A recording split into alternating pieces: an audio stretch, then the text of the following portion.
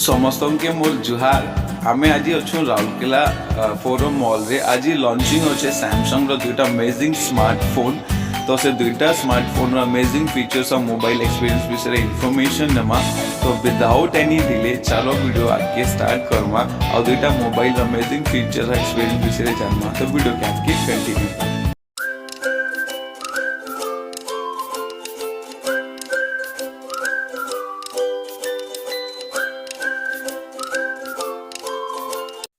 समस्त के मोर जुहार मुई अमित कुमार मंदोदरी मोर यूट्यूब चैनल सुंदरगढ़ी ब्रॉडकास्ट रे समस्त के स्वागत करुचे। आज आम अच्छु फोरम गैलेरिया मॉल राउरकेला रे रिलायंस डिजिटल स्टोर रे आज सैमसंग ता दुईटा अमेजिंग स्मार्टफोन लॉन्च करुचे तो से लॉन्चिंग रे आम आसछू तो से फोन विषय जानमा तो सबुनो पहले आपण माने जदि मोर चैनल की नुआ आछन मोर चैनल को सब्सक्राइब करूँ नोटिफिकेशन बेल आइकन को प्रेस करूँ वीडियो के पूरा देखो वीडियो देखि सारा पर केनता लागला निजर सजेशन कमेंट थ्रू देबे आ आके भी निजर ग्रुप में मोर वीडियोस के शेयर करूँ चेन व्यूअर्स माने मोर वीडियो कंटिन्यू बेसिस देखु छ आपन को सपोर्ट लेबा बहुत बहुत धन्यवाद।